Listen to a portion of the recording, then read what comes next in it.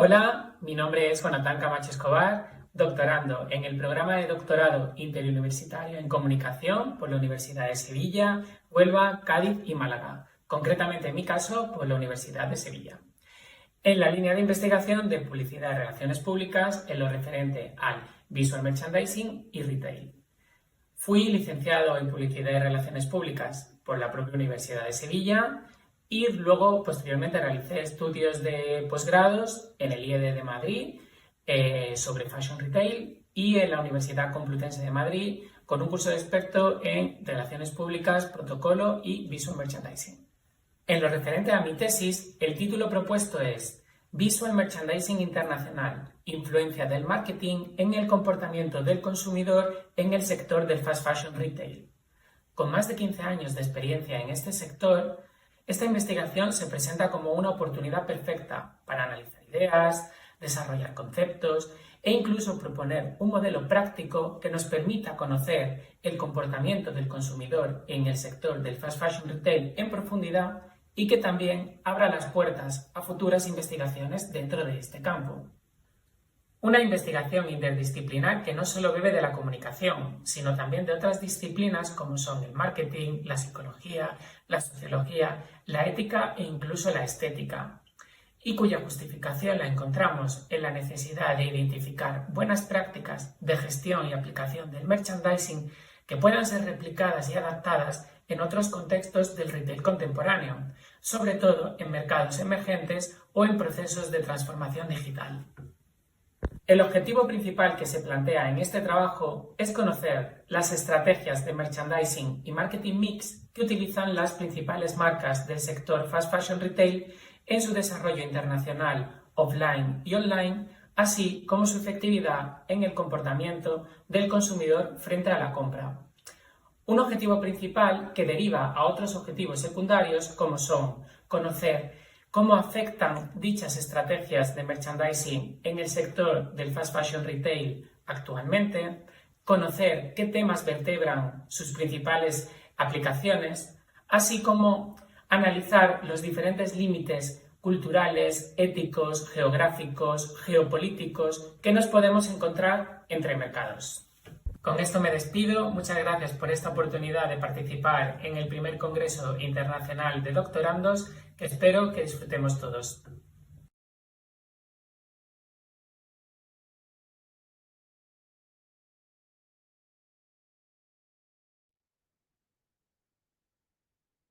Buen día, mi nombre es René Garzón, soy estudiante del doctorado en Gestión Estratégica y Negocios de la Universidad de Sevilla.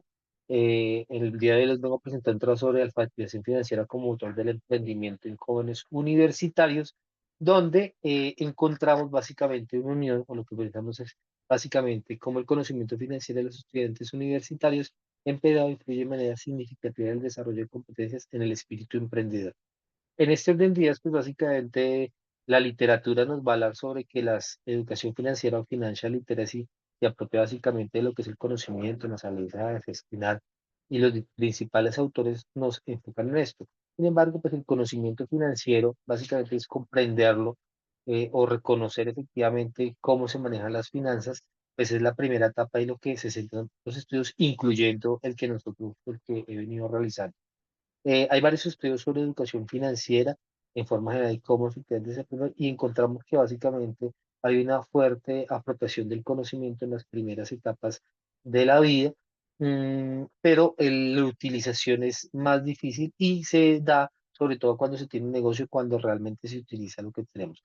La muestra que nosotros estamos utilizando básicamente es una muestra que da a los 16 a 42 años, que es población universitaria de diferentes carreras, principalmente comercio, economía, derecho, ingeniería, y donde efectivamente el género pues está dividido porcentualmente muy parejo. Sin embargo, pues como a nivel mundial se sabe, pues básicamente la tendencia es que sea más a mujeres. Cuando intenta ya evidenciar lo que se preguntó en un principio, miremos que tener un negocio como tal y creer efectivamente tener un conocimiento económico en cuanto a las finanzas, pues básicamente nos da que no hay estadísticamente algo que nos diga que para tener negocio se requiera para el estudiante universitario tener conocimientos financieros.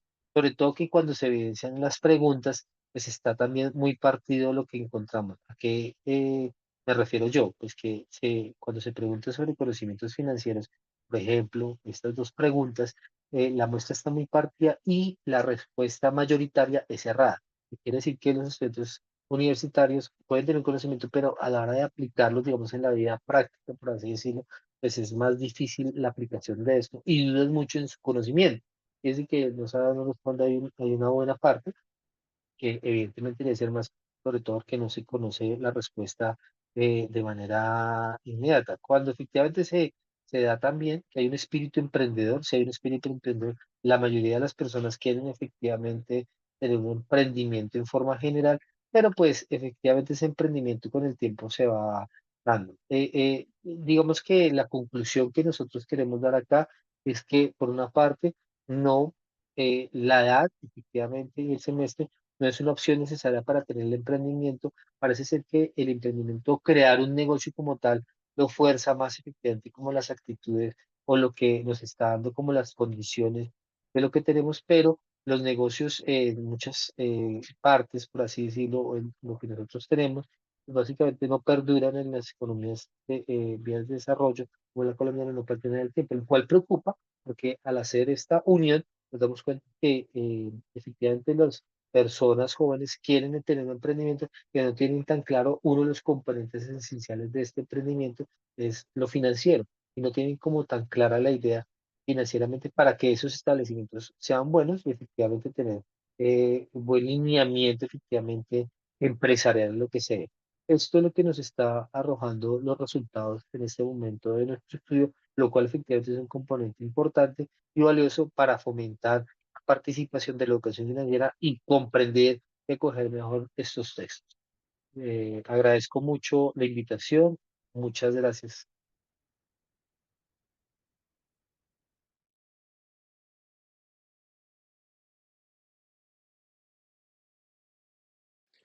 Buenas tardes, mi nombre es Alejandro Torres Cusa Cordero, soy contratado predoctoral del Departamento de Derecho Financiero y Tributario de la Universidad de Sevilla y antes que nada quería agradecer a todas las universidades y entidades implicadas en el primer Congreso Internacional de Doctorandos por la organización del mismo, así como por la aceptación de mi propuesta.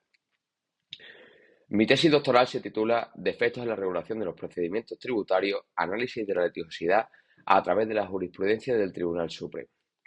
El objetivo principal de esta tesis no es otro que analizar con espíritu crítico la regulación de los procedimientos tributarios que conforman el sistema tributario español, tal y como lo recoge la Ley 58/2003 de 17 de diciembre General Tributario.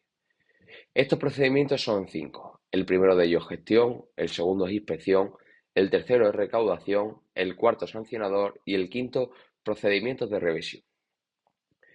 Este estudio nos está permitiendo detectar las principales carencias de la normativa vigente, conduciéndonos así a un planteamiento de nuevas propuestas que mejoren su calidad y su eficacia. Uno de los aspectos claves de nuestra investigación es el análisis detallado de la litigiosidad en el ámbito de los procedimientos tributarios. ¿Esto qué quiere decir? Nosotros nos preguntamos por qué son tan frecuentes las disputas entre la agencia tributaria y los contribuyentes con controversias que a menudo llegan al Tribunal Supremo. En nuestro estudio de la litigiosidad hemos recopilado, examinado resoluciones, sentencias en las que se han producido o hemos visto que se han producido fricciones interpretativas entre los contribuyentes y la administración tributaria. La jurisprudencia del Tribunal Supremo juega un papel fundamental en este análisis, ya que de sus sentencias sale la unificación de la doctrina y establecen los criterios interpretativos que tienen que seguir tanto los contribuyentes como la administración tributaria. No obstante, venimos asistiendo en los últimos años a un fenómeno llamativo de reacción legislativa a estas posturas del Tribunal Supremo. El legislador, tras las sentencias de nuestro alto tribunal en las que le quita la razón a la administración tributaria y apoya los argumentos esgrimidos por los contribuyentes, está procediendo de una manera discutible a reformar la normativa para que la nueva normativa, la nueva legislación, ya se avale de manera indiscutible la anterior actuación administrativa, de manera que no pueda ser esta cuestionada por el Tribunal Supremo. Lo que eran excesos de la administración tributaria, contrarios a la ley, se están convirtiendo tras las reformas en actuaciones impecablemente legales. Esto a nosotros nos parece una estrategia del legislador o del gobierno, pues en ocasiones los cambios para desactivar la jurisprudencia se producen mediante decreto ley, un poco discutible. Es lo que ha ocurrido, por ejemplo, con la actualización de los requisitos para la entrada al domicilio constitucionalmente protegido por parte de la Administración tributaria o con la ampliación de competencias a los órganos de gestión en los procedimientos de comprobación limitada, como era la solicitud de la contabilidad. Antiguamente no se podía hacer y a día de hoy se puede con los efectos de comprobar que sea igual a lo establecido en la autoliquidación o liquidación del contribuyente. Asimismo, vamos a estudiar en esta tesis, en esta investigación, la doctrina del Tribunal de Justicia de la Unión Europea, lo cual nos permitirá conocer problemas similares que se producen en los sistemas tributarios de nuestro entorno y nos servirá para aprender de esta jurisprudencia la importante orientación principalista de la que se pueden extraer valiosas pautas para la evolución de nuestra normativa interna. Nuestra investigación ha puesto de manifiesto la existencia de varios defectos en la regulación de los procedimientos tributarios en España, los cuales generan inseguridad jurídica y litigiosidad para los contribuyentes. Todo esto es contrario al principio de seguridad jurídica consagrado en nuestro ordenamiento. Con esta investigación han salido a relucir una serie de propuestas que nosotros esperamos que contribuyan a la construcción de un sistema tributario más justo, eficiente y más transparente, no solamente para el derecho tributario español, sino también para todos los países que conforman el entorno de la Unión Europea. Sin más, esperamos que les haya gustado nuestra comunicación. Muchas gracias por su atención y un abrazo desde Sevilla.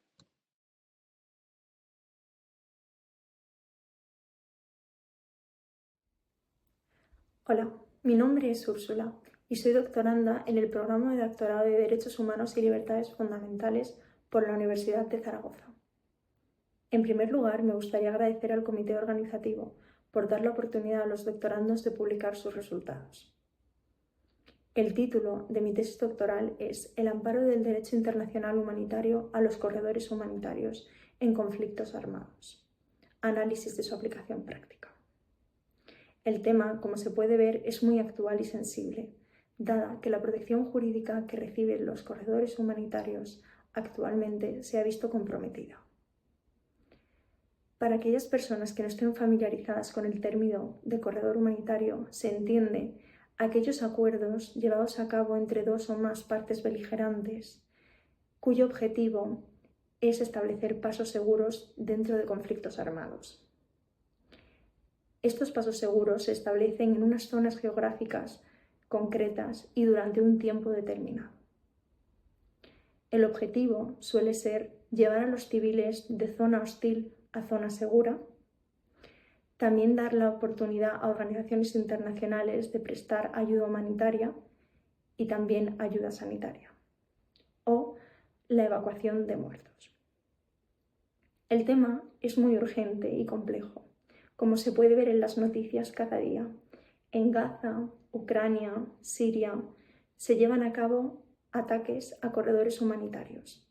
Esto denota la inseguridad estructural vivida dentro de ellos. Ambas partes beligerantes, a las que me refería anteriormente, deben comprometerse a respetar sus acuerdos y no realizar ataques. Sin embargo, la suspensión temporal de las hostilidades muchas veces no se llevan a cabo. Es por ello que se presentan las siguientes preguntas. ¿Por qué no se cumplen dichos acuerdos? ¿Es el derecho internacional humanitario protección suficiente para los civiles? ¿Se aplica dicha normativa en el terreno? ¿Dota de seguridad jurídica? Sin duda, el derecho internacional humanitario es una herramienta muy útil para protección de los civiles. Sin embargo, dentro de su normativa no se hace una mención expresa a los corredores humanitarios. Es por ello que uno de los objetivos es establecer un marco teórico y legal de los corredores humanitarios, analizar su aplicación y evaluar su eficacia. Para ello, se utilizarán fuentes como los convenios de Ginebra y sus protocolos adicionales, que son parte del derecho positivo, precisamente para realizar esta compilación legal. El estudio también tiene una perspectiva sociojurídica, en los que se realizarán una serie de entrevistas y se recopilarán una serie de testimonios de personas que han estado presentes en corredores humanitarios o que han participado en su organización. Algunos de estos ejemplos son personal de la Cruz Roja o también de las Fuerzas Armadas Españolas. El objetivo es ver si hay discrepancias entre la normativa vigente y su aplicación práctica. Las aportaciones que se pretenden hacer con esta tesis es proponer un marco normativo que actualmente, como ya se ha dicho, es inexistente. Además, se pretende hacer una serie de recomendaciones que puedan ser útiles tanto para estados como para organizaciones internacionales y personal humanitario que ha estado presente en corredores humanitarios. También fortalecer la protección de estos civiles dentro de los corredores. Como se puede ver, el objetivo último es ver si el derecho internacional humanitario presta protección a los civiles que ejercen su labor dentro de los corredores humanitarios. Muchísimas gracias por vuestra atención.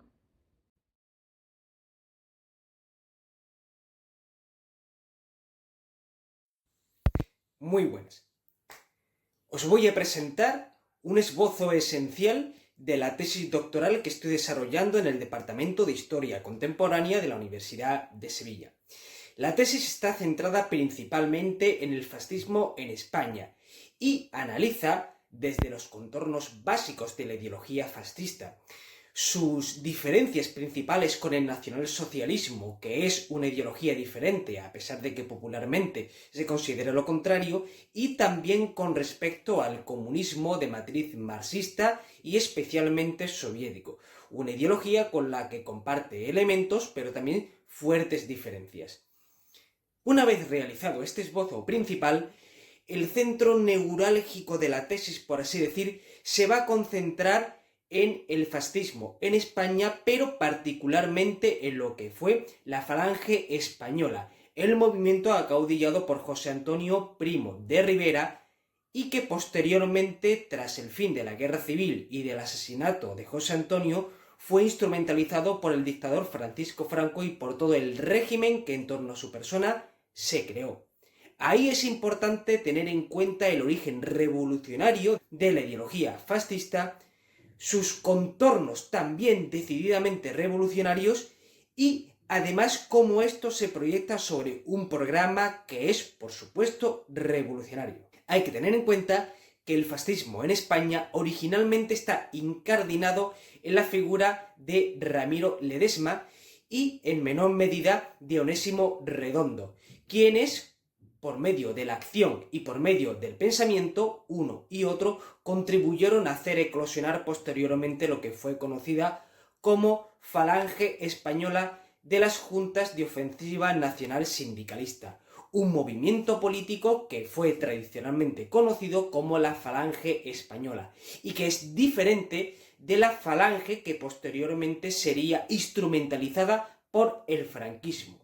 Desde luego, hay que reparar en el hecho de que la falange primigenia, la falange que se desarrolla durante el periodo de la Segunda República, es una falange cuya extracción social y electoral es en gran medida obrera, proletaria y campesina. Esta falange no se empieza a desnaturalizar hasta el inicio de la Guerra Civil, cuando es decapitada completamente por la propia sinergia y dinámica de la guerra y por la represión de las autoridades del Frente Popular. No se nos olvide que Onésimo Redondo muere al inicio de la ofensiva contra Madrid en 1936. Ramiro Ledesma es fusilado en las sacas de Madrid por parte de las autoridades, como digo, del Frente Popular, y José Antonio es fusilado en Alicante. Una vez que la falange está completamente decapitada, Franco en 1937 unifica este partido revolucionario con el carlismo de naturaleza y de matriz fundamentalmente reaccionaria y conservadora, y crea ese constructo que le sirve como un elemento para apuntalar su propio poder. Conserva algunos elementos socializantes de la falange primigenia, pero sin embargo renuncia a su ideario fundamental revolucionario de cambio de todas las estructuras sociales que realmente era la base de todo este planteamiento. Aquí es preciso detenerse en un aspecto capital de todo esto, y es el hecho de que la Falange, cuando es creada y cuando es desarrollada como partido político, desde un primer momento es cierto que se opone al marxismo revolucionario, pero no se opone por la cuestión revolucionaria en sí, la cual apoya. Se opone en base a lo que tiene el marxismo de negación de las dinámicas espirituales, históricas y de unidad de la nación. Es decir, Falange es revolucionaria, pero es nacionalista. Se opone al marxismo no por su carácter revolucionario, sino por su carácter internacionalista. Y esto es algo importante a la hora de valorar cómo la Falange posteriormente, durante la dictadura de Francisco Franco, es desnaturalizada hasta hacerla irreconocible. Tanto es así que llega un momento en el que se acaba confundiendo falangismo con franquismo, cuando son dos cosas esencialmente diferentes. Y no solamente diferentes, sino además opuestas.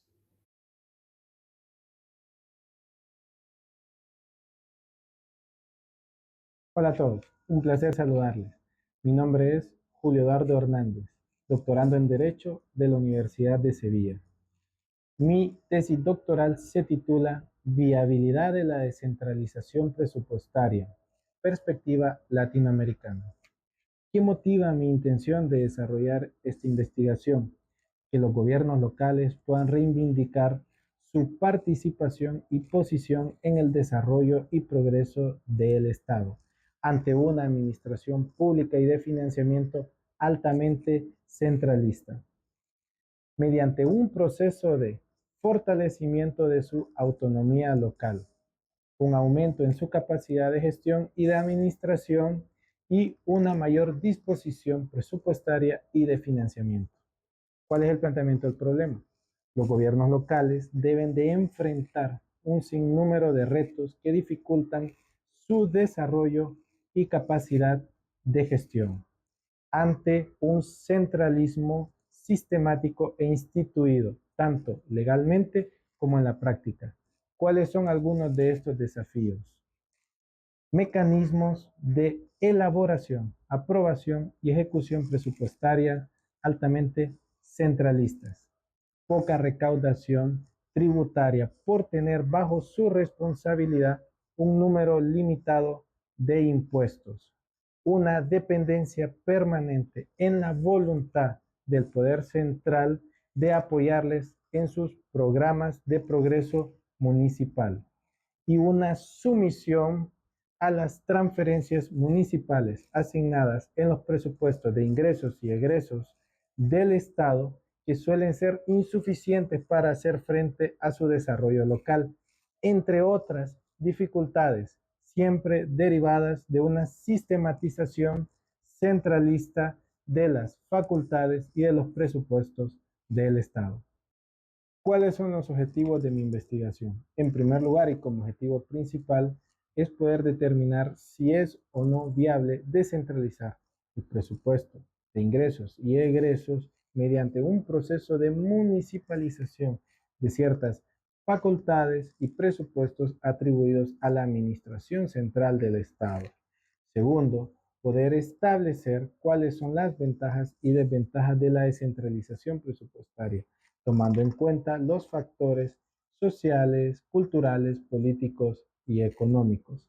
Tercero, es poder evaluar si con la aplicación de un presupuesto descentralizado se puede lograr una gestión más efectiva de las problemáticas, necesidades e intereses de las comunidades propias de los municipios, con soluciones más inmediatas y certeras.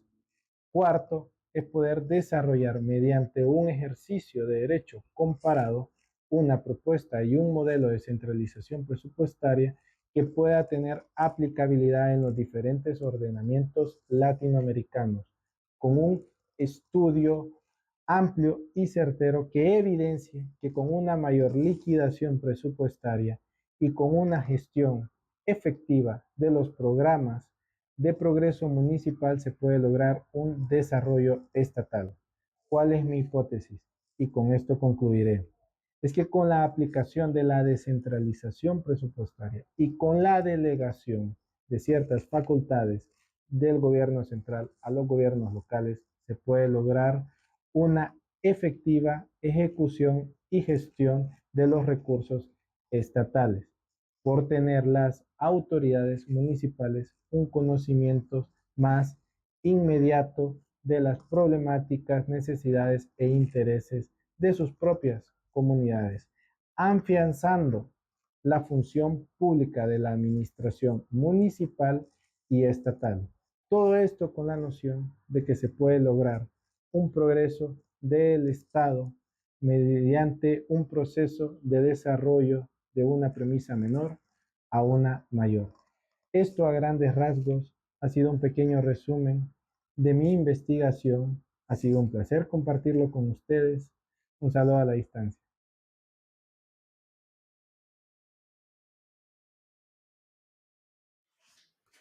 Muy buenos días, soy Elena Pazos Rodríguez de la Universidad de Sevilla y mi tesis se titula Del ostracismo al poder, el lobbying feminista en el PSOE y va de 1975 a 2004. La primera vez que se habla en las Cortes Españolas de las desigualdades que sufre la mujer es en el Congreso de los Diputados, durante la sesión del 27 de julio de 1977, y lo hace Felipe González, representante del PSOE. En primer lugar, habla sobre lo que significa la presencia de mujeres y hombres del PSOE en la vida parlamentaria y añade a continuación que en la Constitución que se está elaborando deben incluirse los derechos de las mujeres. Mi tesis examina el camino recorrido por las mujeres socialistas en el proceso de transición democrática, que desde una posición subalterna lograron alcanzar paulatinamente el poder dentro de un partido político con mayoría masculina y consiguieron introducir el cambio social y cultural necesario en España en el periodo democrático. Esta generación de mujeres universitarias se enfrentó a un país que arrastraba 40 años de tradición patriarcal, absurdas leyes franquistas y marginación contra ellas. Además, dentro del partido, el acceso a las listas electorales fue difícil porque se les mantenía en puestos con pocas posibilidades de salir elegidas. Incluso las tareas como militantes que realizaban eran las consideradas femeninas y la mayoría de sus compañeros creían que la mujer estaba menos preparada que el hombre. A pesar de las dificultades, consiguieron sacar adelante leyes, políticas y recursos contra la discriminación, la violencia y la desigualdad. Lograron la despenalización del adulterio, de los anticonceptivos y la aprobación de la ley del divorcio, que dio paso también a los matrimonios civiles. Esto hizo más libres a todas y a todos, pero fueron ellas las que lo consiguieron. Pelearon por la incorporación de las cuotas, que incrementó la militancia femenina y les dio mayor visibilidad en las filas socialistas, demostrando ya en los inicios de este siglo que la paridad del 50% tuvo un efecto muy positivo en la elaboración de las listas electorales y abrió paso al primer gobierno paritario del Estado español. Sin embargo, su activa participación en la democratización de España no ha tenido la suficiente atención por parte de los historiadores y muchos de los trabajos sobre ello se deben al feminismo académico o a las asociaciones de mujeres. Por eso, con mi tesis, pretendo introducir a estas mujeres en la narración de la historia, contarla en clave feminista con el objetivo de que la memoria histórica sea un trabajo completo para las generaciones futuras y sobre todo crear modelos en los que otras puedan mirarse. Asimismo, tratar de incluir a este colectivo de mujeres relevantes en el escenario de la transición y en el periodo democrático, para solventar la escasa atención prestada por la historiografía hasta la fecha hacia estas cuestiones. Muchísimas gracias por su atención.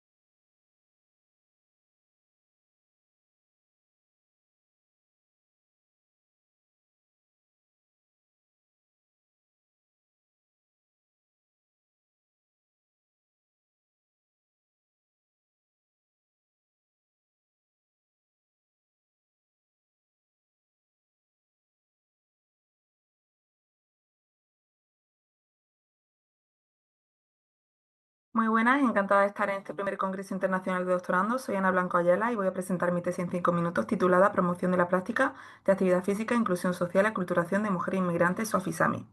Esta tesis por compendio se desarrolla bajo la dirección del profesor doctor Jesús Fernández Gavira del Departamento de Educación Física y Deporte en la Universidad de Sevilla. El propósito general del trabajo es abordar cómo la actividad física realizada en espacios públicos urbanos puede facilitar la inclusión social y el proceso de aculturación en el colectivo de mujeres inmigrantes. Para ello se han planteado estos 5 objetivos principales. El primero, analizar la red de contactos interpersonales que se generan en torno a la práctica físico-deportiva en espacios públicos urbanos. Segundo, estudiar los procesos de aculturación e inclusión social en este contexto. Tercero, evaluar barreras y facilitadores en la participación deportiva de mujeres inmigrantes. Cuarto, crear laboratorios urbanos como grupo de discusión sobre esta red y procesos. Y quinto, diseñar estrategias de difusión y transferencia del conocimiento derivado del estudio. La revisión de la literatura abordamos varios ejes clave.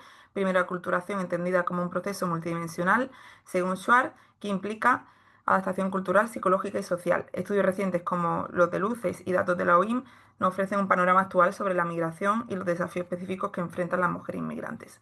En segundo lugar, la actividad física y el deporte se presentan como herramientas clave para la inclusión social y el bienestar. Fernández Gavira destaca sus beneficios emocionales, mientras que Nagel subraya su potencial integrador a través de, por ejemplo, clubes deportivos. No obstante, como advierte en Caperchione, persisten barreras culturales y estructurales. El tercer eje es la perspectiva de género, esencial para entender cómo los roles tradicionales y las dinámicas patriarcales analizados por Joseph condicionan la participación de las mujeres inmigrantes.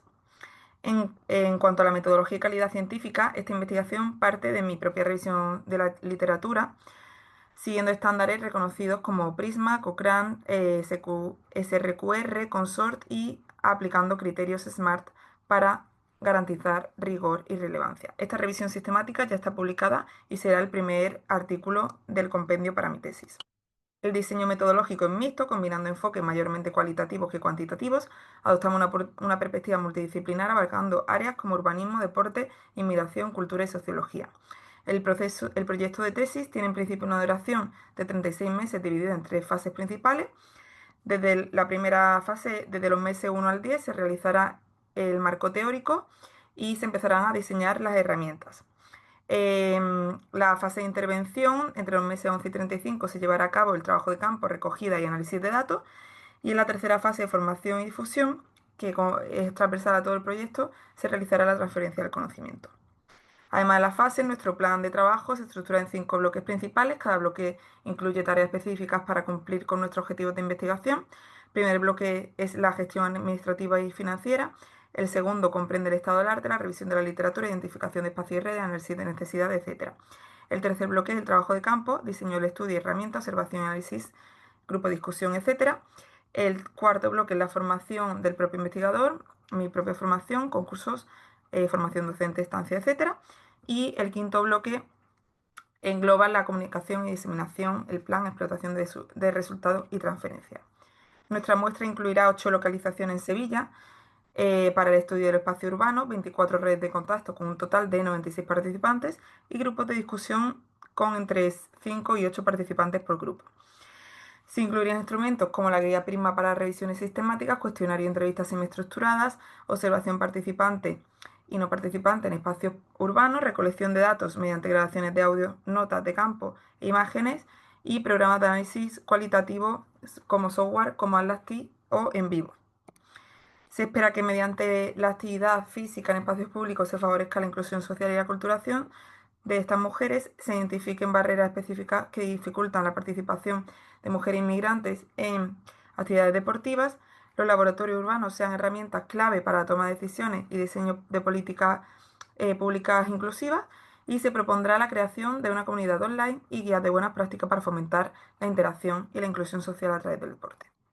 Pues eso es todo por mi parte. Muchísimas gracias por su atención.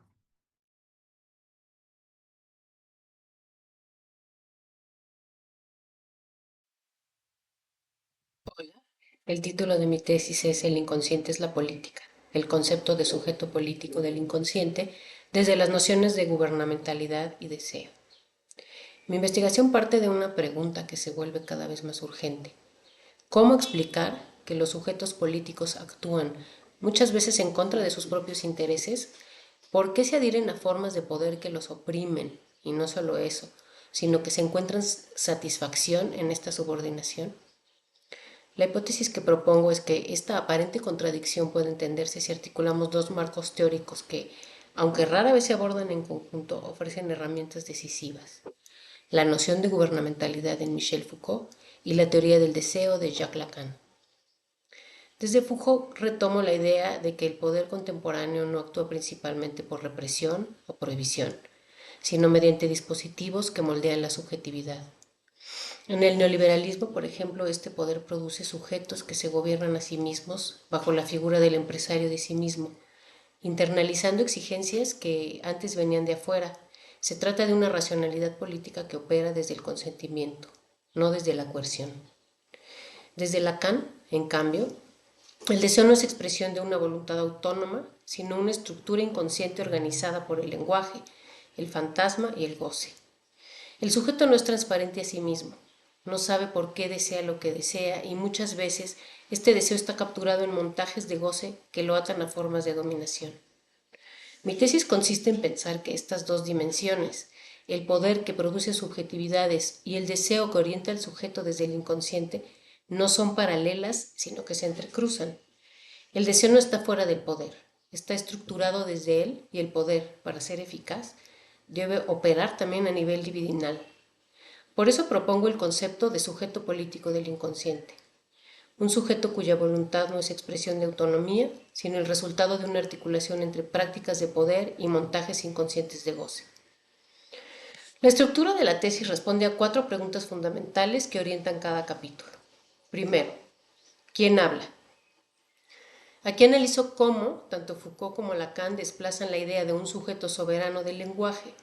El sujeto no habla desde un punto de origen interior, sino que es hablado por formaciones discursivas que lo constituyen. El discurso, entendido no como simple palabra, sino como estructura material y práctica, es el lugar donde se intersectan saber, poder y subjetividad. Segundo, ¿quién ordena? Este capítulo articula la racionalidad política de la gubernamentalidad con los discursos de Lacan, en particular el discurso del amo y el discurso capitalista. En el neoliberalismo, el poder no se impone, seduce. No reprime, sino que estimula. Incita al sujeto a gozar, a optimizarse, a exigirse más. El discurso capitalista produce un sujeto atrapado en un circuito de consumo que nunca satisface del todo, pero que sí organiza una forma de goce. Así el inconsciente se revela como una condición estructural de la política. Es ahí donde el poder se ancla para ser deseado. Tercero, ¿quién nos escribe? Aquí estudio cómo la experiencia política está estructurada por ficciones inconscientes, fantasmas, delirios, escenas compartidas. El sujeto político no decide de forma racional y transparente, sino que actúa desde narrativas que lo atraviesan. Estas ficciones no son ilusiones que se puedan eliminar, sino estructuras de sentido que organizan el deseo. Por ejemplo, la figura del enemigo interno, del traidor, del líder salvador, no son simplemente errores ideológicos, sino montajes de goce que regulan la acción política. Y cuarto, ¿quién goza? Este capítulo parte de la idea de que toda experiencia es política, porque está estructurada por relaciones de poder, deseo y saber que configuran el lazo social y la subjetividad. Desde esta perspectiva, el goce, entendido en Lacan como un exceso respecto del deseo, una satisfacción que bordea lo imposible, no es un fenómeno privado ni clínico, sino una dimensión que el poder puede gestionar, producir y orientar. El sujeto se constituye así como consumidor consumido, atrapado en un circuito de satisfacción que nunca se colma, pero que sostiene identificaciones, ideologías y la propia sujeción. Finalmente, la tesis concluye que el inconsciente es la política no porque la política tenga efectos inconscientes, sino porque el inconsciente mismo, estructurado como un discurso, organizado por el deseo, habitado por ficciones, es ya un campo político. El sujeto político del inconsciente no es simplemente un individuo racional que elige libremente.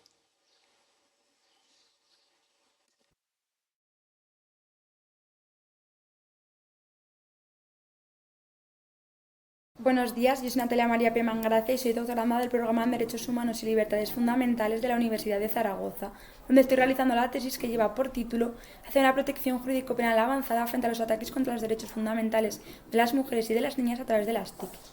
En cuanto al planteamiento del problema objeto de mi tesis doctoral, cabe destacar que las nuevas tecnologías de la información y de la comunicación, las conocidas como las TIC, no solo se han incorporado a nuestra vida cotidiana, sino que han modificado nuestras formas de relación social en un amplio conjunto de esferas. No obstante, y conforme se desprende además de recientes informes internacionales, su uso generalizado ha convertido la ciberviolencia en un problema mundial. Debe destacarse, por tanto, que el uso generalizado de los medios digitales ha derivado en una utilización irreflexiva de los mismos, que nos coloca en una situación de riesgo frente a acciones ilícitas de muy diversa naturaleza. Y además, que determinados colectivos se encuentran afectados en mayor medida por esta situación, entre ellos las mujeres en cuanto a víctimas de violencia de género digital o los menores de edad, en cuyo caso los actos contra su libertad e indemnidad sexual constituyen la vertiente más preocupante de la delincuencia online.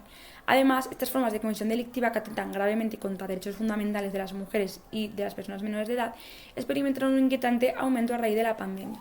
Este universo online supone todo un reto para los operadores jurídicos, ya que nos enfrentamos a delitos perpetrados a través de formas de comisión delictiva menos conocidas, pues el creciente impacto tecnológico ha creado un espacio donde van surgiendo nuevos fenómenos tales como el sexting, sextorsión, el ciberacoso, la impropiamente denominada pornovenganza, etc.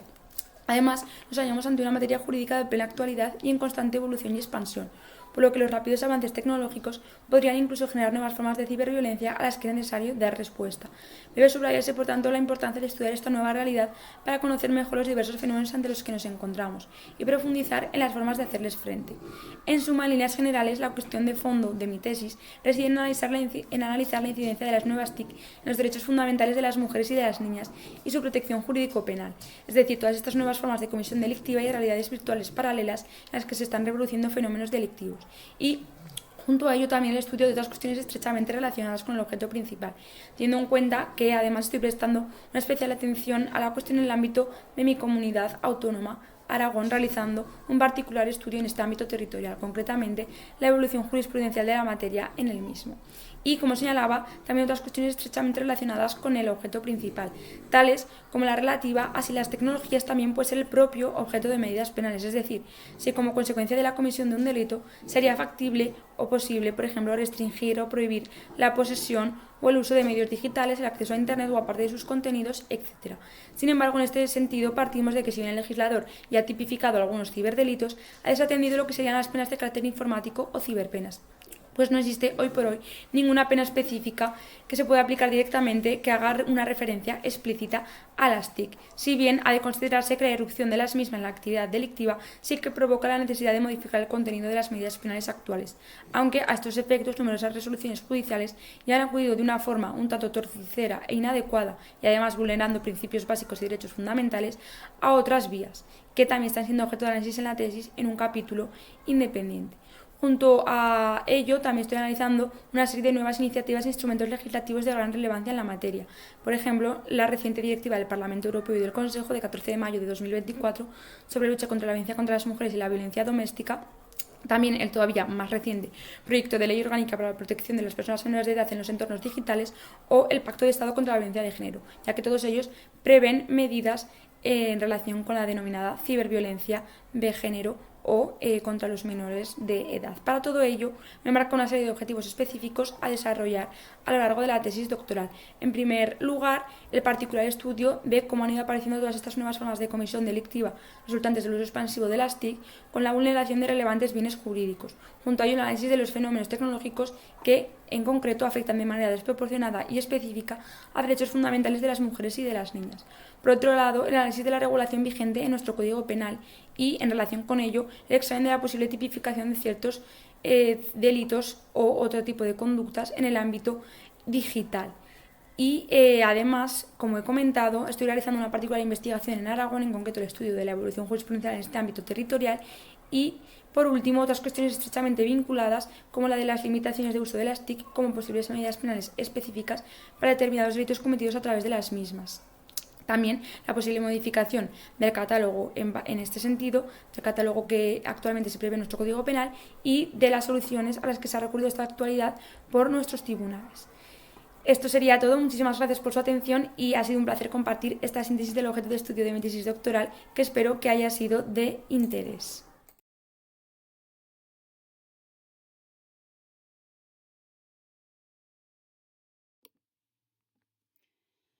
Bienvenidos y bienvenidas, mi nombre es María y os voy a presentar mi tesis doctoral que se llama La inclusión profesional de jóvenes con discapacidad intelectual tras su participación en un programa universitario de empleo, una perspectiva polifónica de diferentes actores clave. En primer lugar, me gustaría comentaros breves apuntes de la literatura. Lo primero es destacar el impacto positivo que tienen los programas universitarios de formación para el empleo, porque permiten a los jóvenes fomentar el aprendizaje de nuevas habilidades, crear nuevas redes de apoyo y contribuye al desarrollo de la vida profesional, entre otras cosas. Lo segundo es que las tasas de empleo de las personas con discapacidad intelectual son más bajas que en otro tipo de discapacidades. También comentar que la transición laboral de las personas con discapacidad intelectual puede presentar carencias. Y bueno, un poco en último lugar, destacar un estudio que ha señalado que el 62% de los participantes ha tenido al menos un empleo desde que se graduaron. Entonces, bueno, creo que esto nos está enseñando, ¿no?, la importancia que tienen estos programas universitarios y bueno, que al final hay un gran porcentaje de estudiantes que tienen empleo, ¿no?, al finalizarlo. En este sentido, son 5 los objetivos de mi tesis doctoral. El primero, trata de analizar el impacto del programa universitario de formación para el empleo en las trayectorias laborales de los jóvenes. El segundo pretende analizar los desafíos que enfrentan los jóvenes en esa transición tanto del entorno universitario al empleo remunerado. El tercer objetivo es identificar los tipos de empleo que obtienen los estudiantes una vez que se han graduado en el programa universitario. El cuarto objetivo es examinar las barreras y los apoyos que encuentran los jóvenes en esos trabajos. Y el quinto, es explorar las percepciones que tienen las diferentes partes implicadas, como pueden ser profesores, familia, los propios estudiantes, sobre las barreras y los apoyos, a lo largo del proceso de inserción laboral. Respecto al diseño metodológico, voy a utilizar una metodología cualitativa, realizar entrevistas individuales, grupos focales y la observación. Los participantes de mi tesis doctoral son 84 hombres y mujeres graduados del programa Unidiversidad de la Universidad de Sevilla. Es un programa que está cofinanciado por el Fondo Social Europeo y la Fundación ONCE. Yo en concreto voy a coger las 5 ediciones del programa, incluyendo este curso actual, el 2024-2025. Para la primera fase de la tesis, participarán todos los estudiantes, o los 84 que he mencionado antes, y luego habrá una segunda fase donde me centraré en los estudiantes que hayan obtenido un empleo remunerado una vez que se graduaron del programa. Y bueno, como breves conclusiones, me gustaría señalar la repercusión que tiene este programa de formación para el empleo en la Universidad de Sevilla, ¿no?, en esa inserción laboral de los participantes, porque al final esa es el fin, ¿no?, el objetivo del programa, que los estudiantes obtengan un empleo una vez que se gradúen. Y por otro lado, pretendo con esta tesis doctoral dar respuesta a las barreras y a los desafíos que encuentran los jóvenes con discapacidad intelectual en la transición al empleo. Hasta aquí mi comunicación y espero que os haya gustado. Muchas gracias.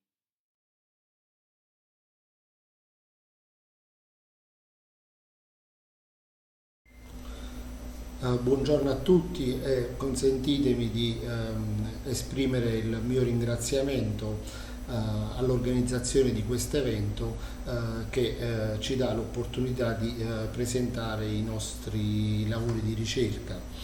Ne approfitto per una breve presentazione personale. Mi chiamo Giuseppe Monetti, sono un laureato in economia e commercio presso l'Università di Salerno in Italia e sto svolgendo da alcuni mesi un dottorato di ricerca presso l'Università di Salamanca in Spagna.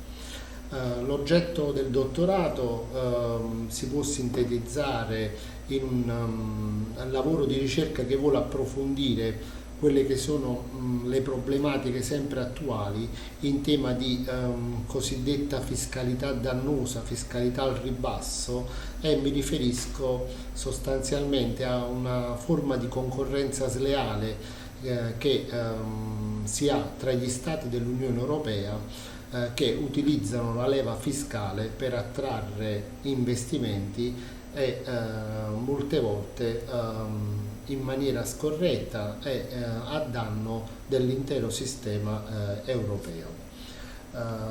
Fatta questa breve presentazione, adesso andiamo più nel dettaglio in quelli che sono i temi che la mia ricerca vuole approfondire. Nello specifico sappiamo che la fiscalità rappresenta da sempre una delle espressioni più profonde della sovranità statale. La possibilità di imporre tributi non si limita solo a garantire il finanziamento dell'intero sistema pubblico, ma si configura anche come uno strumento di politica economica e di redistribuzione della ricchezza e di regolazione del comportamento di tutti i consociati. In ambito internazionale la leva fiscale assume sempre più una dimensione strategica e spesso diviene, come stavo dicendo prima, uno strumento di competizione tra ordinamenti che aspirano ad attrarre capitali e investimenti dando la possibilità alle imprese di investire nei propri paesi con dei regimi di favore. Negli ultimi decenni si è sempre più assistito all'affermazione di un nuovo paradigma di concorrenza tra gli Stati, fondato non più soltanto sui dazi, barriere o sovvenzioni dirette, bensì su un'offerta selettiva di vantaggi fiscali. Tale fenomeno ha dato luogo ad una dinamica nota come concorrenza fiscale al ribasso, nella quale gli Stati, per ragione ovviamente di convenienza economica, si contendono la base imponibile globale mediante l'adozione di misure fiscali, oserei dire aggressive, con effetti anche distorsivi non solo a livello economico, ma anche sul piano giuridico ed istituzionale. Questa competizione genera ciò che la dottrina ha definito il cosiddetto mercato delle imposte, in cui la riduzione del carico fiscale diviene il prezzo da pagare per l'attrazione di risorse economiche. In assenza di un effetto di coordinamento normativo a livello europeo, tale fenomeno ha prodotto dei significativi squilibri, determinando appunto da un lato un'erosione delle basi imponibili nazionali e dall'altro una crescente percezione di direi iniquità fiscale, soprattutto tra le imprese multinazionali e le piccole e medie imprese che operano esclusivamente nel mercato domestico. Di fronte a tali dinamiche, le istituzioni internazionali e direi in prima linea l'OCSE con il progetto BEPS e l'Unione Europea, mediante il controllo sugli aiuti di Stato, hanno sempre più progressivamente preso coscienza della necessità di disciplinare l'uso della leva fiscale. In particolare, il diritto dell'Unione Europea ha individuato nel divieto di aiuti di Stato disciplinata appunto dall'articolo 107 del Trattato di funzionamento dell'Unione Europea uno strumento di contenimento della concorrenza fiscale dannosa, estendendo appunto l'ambito applicativo del divieto anche alle misure di natura tributaria. Il mio lavoro di dottorato si colloca all'interno di tale contesto e intende offrire appunto uno spunto di riflessione critica sull'evoluzione del controllo sugli aiuti di Stato fiscali, con una particolare attenzione, un focus sulla nozione di selettività e sulla sua applicazione alle normative tributarie nazionali.